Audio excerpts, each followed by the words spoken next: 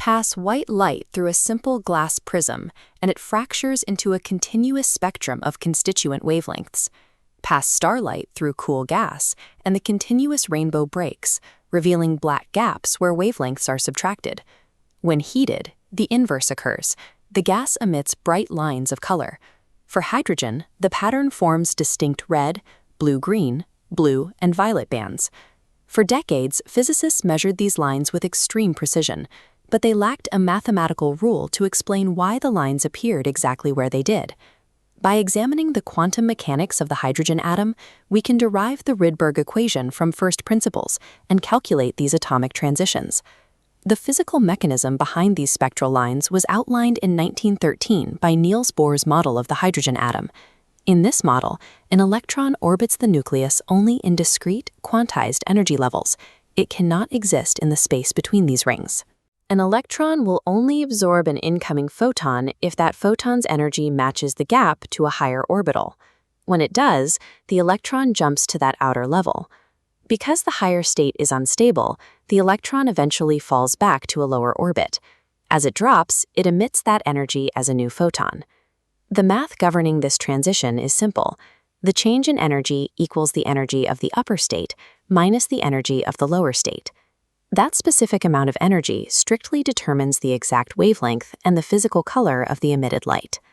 The colored lines observed in a spectrometer are the visual result of trillions of these microscopic electron transitions happening at once. To better map the math, we can unroll the circular Bohr orbits into a vertical energy ladder. The ground state, the lowest energy level at n equals 1, is measured at negative 13.6 electron volts. The energy of any state in a hydrogen atom follows a fixed rule. The energy at level n equals negative 13.6 divided by n squared. Because of this inverse square relationship, the energy gap between n equals 1 and n equals 2 is significant. At higher levels, the distance between the rungs shrinks rapidly. As the quantum number n approaches infinity, the energy levels cluster densely just below the 0 electron volt mark. This zero energy boundary is the ionization limit. An electron that reaches this point is no longer bound to the atom.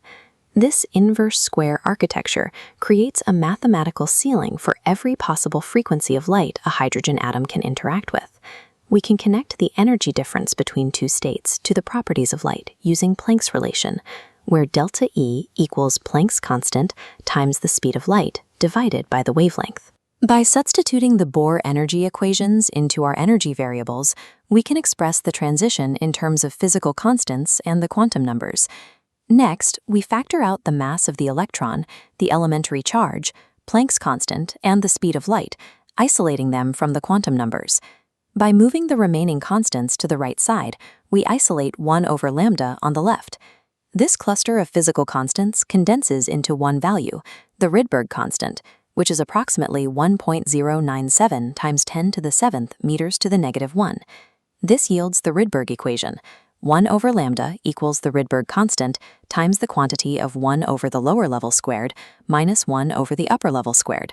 The term 1 over lambda is also referred to as the wave number. This equation allows us to predict any spectral line for hydrogen without the need for a physical spectrometer. We can now map electron drops based on their final destination. Any transition terminating at the n equals 1 level forms the Lyman series. These transitions cover the largest energy gaps, which results in high-energy ultraviolet photons. Drops that terminate at the n equals 2 level release less energy. This is the Balmer series, the primary source of all the vibrant visible lines in the hydrogen spectrum. Drops terminating at n equals 3, 4, and 5 represent smaller jumps that produce low-energy infrared photons.